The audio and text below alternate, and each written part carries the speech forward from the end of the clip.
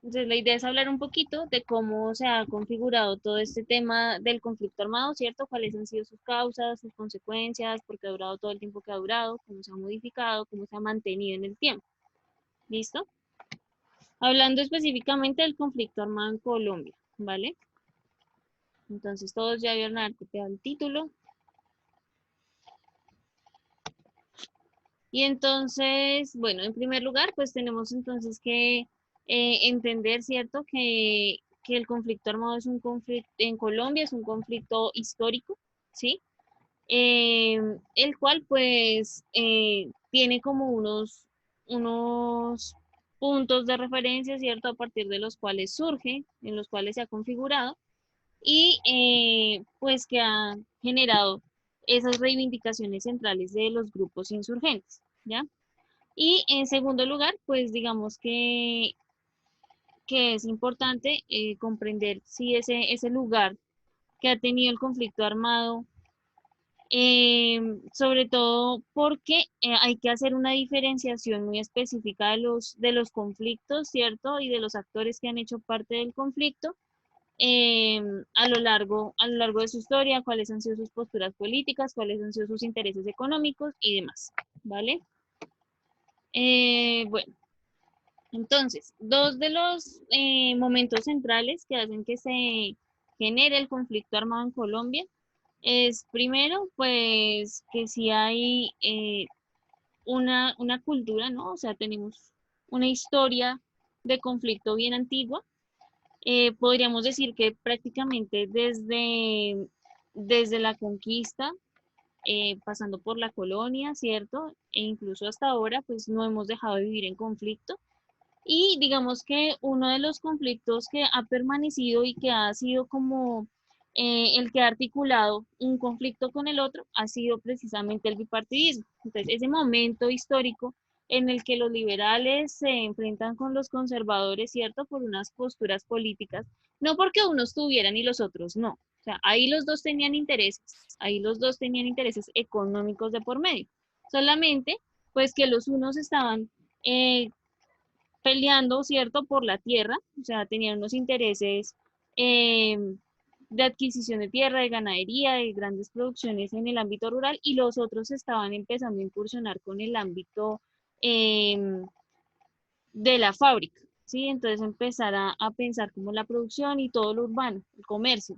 Entonces, en este caso, los conservadores estaban, ¿cierto?, en torno a la tierra y los liberales estaban pues tratando de generar una nueva economía. Digamos que es el momento en el que esos dos partidos se encuentran, ¿cierto? Y no encuentran cómo solucionar sus problemas, sino es acabando con el otro. Entonces, al que veían de azul, entonces iban y lo mataban, al que veían de rojo, iban y lo mataban. Bueno, ese fue como uno de los momentos pioneros de de este conflicto armado que ha durado tanto tiempo, ¿sí? Y en segundo lugar, bueno, tener en cuenta también que muchos de los liberales también eran campesinos, ¿sí? No eran los liberales de élite que les mencionaba que venían por la industria, sino eran campesinos liberales que tenían una ideología política, ¿cierto? Un poco más abierta y que, bueno, digamos que su lucha principalmente era por la tierra, por el reconocimiento de la tierra, ¿cierto?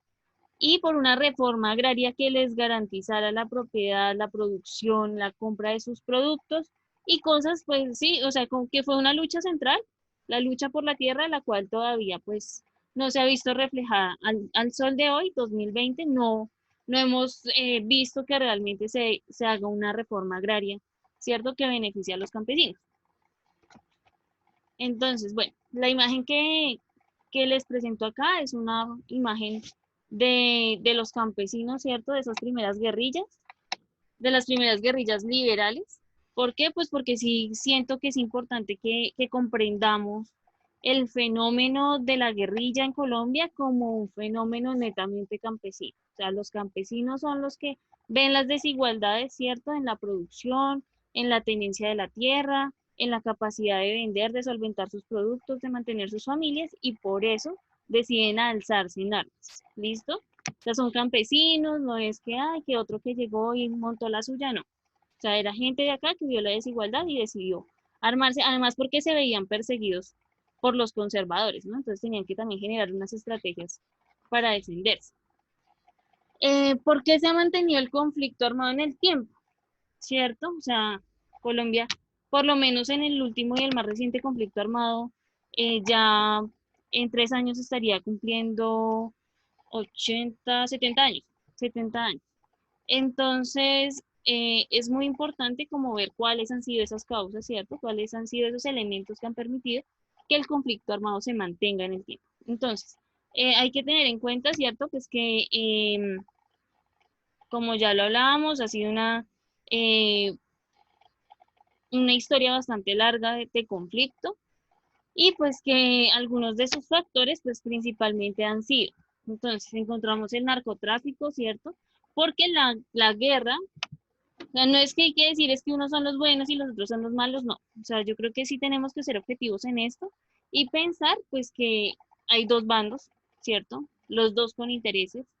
Y hay un punto en el que ambos bandos tienen que ver, ¿cierto? Digamos que el ejército o los bandos oficiales tienen unas entradas más fijas, digámoslo, ¿cierto? Tienen unos impuestos y demás por lo que se financia. Por el contrario, las guerrillas, pues digamos que hay un punto en el que ya no tienen cómo solventar, ¿cierto? Entonces recurren al narcotráfico, que no es lejano tampoco, o sea, digamos que como uno puede decir, es que acá el uno sí y el otro no. El gobierno también utilizó el narcotráfico, ¿sí? El gobierno también hizo alianzas con narcotraficantes, ¿sí? Y está en la historia un poco más reciente de nuestro país, para los años 80, ¿cierto? Ahorita que están tan de moda esas narconovelas, nos podemos dar cuenta y que digamos que ese narcotráfico pues permitió el financiamiento económico y militar de las guerrillas y del ejército para permanecer, ¿cierto? Y para poder responder al otro en materia militar. La falta pues de derechos fundamentales, ¿cierto? Para la gente por parte del Estado, digamos que volviendo al tema, decíamos, es una guerrilla que se funda, ¿cierto? Porque no hay unas garantías mínimas de los básicos que necesita la gente para sobrevivir, y sobre todo en el campo, ¿sí? Pasa que pues ya después de algún tiempo, sí, a la guerrilla se vincula gente muy pila, o sea, uno no puede decir que es que sí, habían campesinos, había gente sin oportunidades que se vinculaba a la guerrilla, pero también había gente muy formada de las universidades que decidía irse para allá. ¿Por qué? Porque tenían puntos de encuentro, ¿cierto?, en su ideología y demás. Personas como Timochenko, como Cano, como eh, ahorita Iván Márquez, ¿sí? O sea, es gente que de verdad son cuadros políticos, es gente muy formada, pues que va también a darle como esa consistencia política a la guerrilla. Y que pues desde ahí se paran y también dicen como, ok, sí hay una vulneración de derechos, no hay garantías, nada cambia, y eso hace pues de que si nada cambia, pues se mantenga el conflicto, ¿cierto? Si el Estado no garantiza nada, pues el conflicto no cambia, no se va a detener porque nada mejora las condiciones de vida de la gente.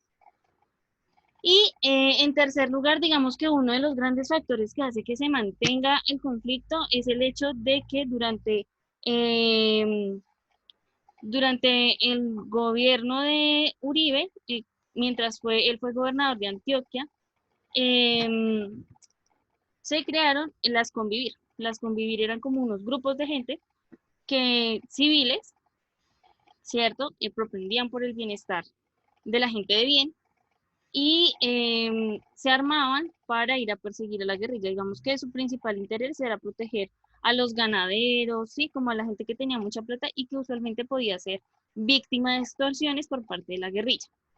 Digamos que el paramilitarismo cambia, muta, se transforma, se fortalece y el paramilitarismo podemos encontrar que es una insurgencia también, o sea, también es un grupo armado ilegal, pero financiado por el Estado, ¿sí? El Estado le da armas, le da gente, le da todo, o sea, le da todo para que se mantenga, ¿sí? Y pues a cambio de eso ellos tienen que ir a garantizar pues que no haya guerrilla. Entonces pues con la existencia del paramilitarismo existen muchas injusticias, muchas masacres, matan mucha gente inocente acusándolos de ser guerrilleros. Y además de esto, pues también logran financiarse porque una de las grandes entradas económicas de este país son son las multinacionales, ¿sí? Entonces el hecho de que una multinacional necesite que le protejan la planta de producción de energía o que le protejan, bueno, las nuevas tierras que va a comprar o que necesite comprar tierras para poder montar ahí su megaproyecto, pues lo que hacían o lo que hacen es pagarle a paramilitares para que estos paramilitares protejan el territorio, ¿cierto? Entonces así también se financiaban. Esos tres yo diría que son los grandes factores que hacen que la guerra se haya mantenido durante tantos años aquí, ¿sí? Porque no podemos hablar de un solo bando o solamente de dos, hablando de guerrillas y de y del Estado, sino que por el contrario podemos hablar de muchas guerrillas, ¿sí? O sea, hablamos del M-19, el EPL, el ELN, las FARC, del Quintín Lame, de todas las guerrillas, ¿sí? Y además de esto, no solamente era el ejército, sino también los paramilitares a partir de los 80, ¿listo? La imagen que encontramos en la diapositiva es la Operación Orión, que se llevó a cabo en la Comuna 13 de Medellín. Es una de las imágenes representativas de una exposición que hizo un periodista muy reconocido, de pronto ustedes la han visto, está en Netflix y también la dieron en Caracol, se llama Jesús Abad Colorado, y pues retrata un poco de cerca, así como esa realidad de la guerra y del conflicto armado en lugares muy específicos, como en Antioquia y un poco como en los Montes de María, como hacia la costa, ¿vale? Eh, y ya, terminé.